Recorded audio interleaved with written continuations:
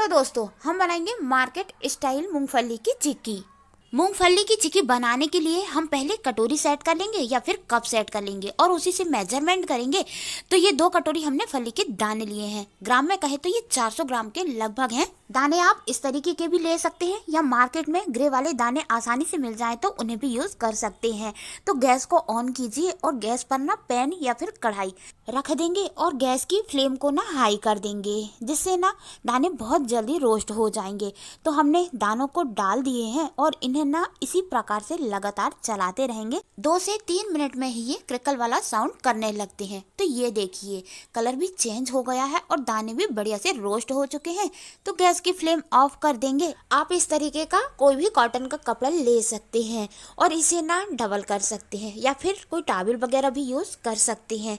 तो इसमें दानों को फैला देंगे और कुछ देर इन्हें ठंडा कर लेंगे। जब ये थोड़ी सी गुनगुने रहे ना, तभी आपको छिलके निकालने की सारी प्रोसेस करना है। तो ये आसानी से निकल जाते हैं। तो आप इस तरीके से भी कर सकते हैं या फिर इस कपड़े के चारों कोनों को इकट्ठा कर लीजिए और इस प्रकार से मसल लीजिए।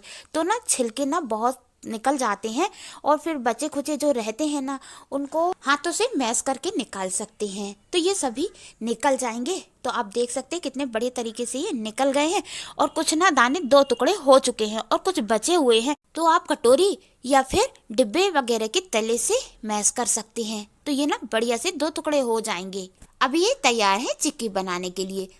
तैयार दानों को साइड में रख सकते हैं और आपको ना जिसमें भी चिक्की सेट करना है उसकी तैयारी कर सकते हैं। तो हमने यहाँ पर प्लास्टिक शीट से इस्तेमाल किया है क्योंकि आसानी से ना चिक्की निकल सकती है। आप थाली में भी ग्रीस कर सकते हैं और उसमें भी चिक्की को सेट कर सकते हैं। हमने प्लास्टिक शीट्स पर घी को डाल करके फैला दिया है। तो हमारी ये शीट्स तैयार हो चुकी है। 2 कटोरी गुड़ लिया है। तो जितने हमने मूंगफली के दाने लिए थे ना, उतना ही हमें गुड़ लेना है। तो मेजरमेंट सही रहना चाहिए। अब गैस को ना ऑन करेंगे और फिर से उसी पैन को गर्म करने के लिए रख देंगे। गुड़ डालते वक्त गैस की फ्लेम एकदम लो रखनी है। हाई फ्लेम में या फिर मीडियम फ्लेम में भी आप गुड़ डालते हैं ना, तो नीचे से जलने लगता है। इसमें हमने 2 चम्मच पानी डाला है। सिर्फ 2 ही चम्मच पानी को डाला है, ज़्यादा नहीं डाला है, क्योंकि ज़्यादा डालेंगे ना तो चाशनी बहुत ज़्यादा गीली हो जाएगी और फिर उसे पकाने में टाइम लगेगा। गैस की फ्लेम को ना एकदम लो ही रहने दीजिए और इसे पिघलने दीजिए और चमचे से ना इसी तरीके से दबाते रहेंगे तो बाकी जितनी भी गुठलियां हैं ना, वो जल्दी से फूट जाएंगी। कुछ देर बाद आप देखेंगे कि गुड़ ना कुछ पिघल गया है और थोड़ी देर बाद और देखेंगे तो ये बढ़िया तरीके से पिघल करके तैयार हो चुका है। अब हम ना गैस की फ्लेम को थोड़ा हाई कर देंगे। चाशनी की कंसिस्टेंसी ना अभी लिक्विड है, यानी कि पतली है। तो हम इसी तरीके से कुछ देर और चलाते रहेंगे जब तक कि ये थोड़ी सी थिक ना हो जाए। तो ये थिक कंसिस्टेंसी में आएगी ना, तभी ये परफेक्ट चिक्की बनने के लिए तैयार होती है।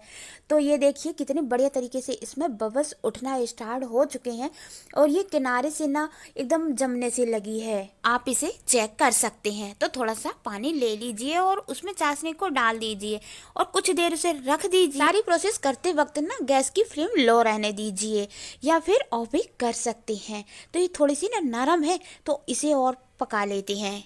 2 मिनट और पकाने के बाद चाशनी का कलर थोड़ा सा डार्क भी हो गया है और थिक भी हो गई है। तो यहाँ पर ना 1 चम्मच हम घी डाल देंगे। घी की कंसिस्टेंसी थिक है तो ये इसी में मेल्ट हो जाएगा। आप ना पिघला कर भी 1 चम्मच घी यूज कर सकते हैं। तो इसे थोड़ा सा और पकाएंगे। अब देखिए कितनी बढ़िया तरीके से ना चाशनी पैन को छोड़ने लगी है और घी भी बढ़िया सा मेल्ट हो गया है।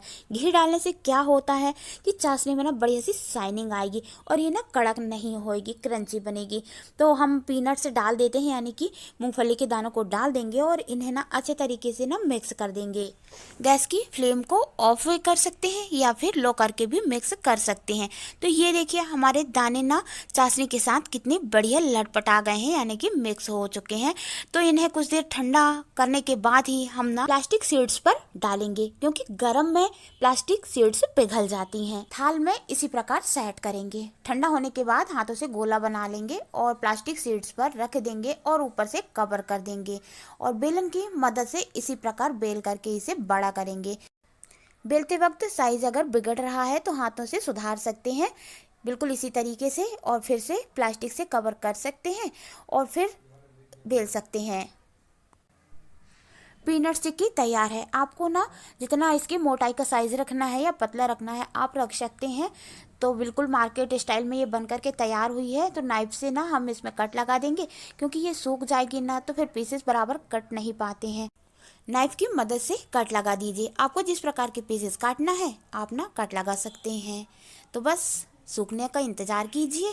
मेरी रेसिपी पसंद आती है तो लाइक कीजिए, कमेंट कीजिए। इंडियंस किचन क्वीन को सब्सक्राइब भी कर सकते हैं। इसे आप 1-2 घंटे सेट करने के लिए रख सकते हैं या 1 डे के लिए भी सेट कर सकते हैं। तो अब ये तैयार है। आप देख सकते हैं कितनी बढ़िया ये पीनट्स चिक्की बन करके तैयार हुई है। इस मकर संक्रांति पर ज़रूर ट्राई कीजिए, आपको बहुत पसंद आएगी।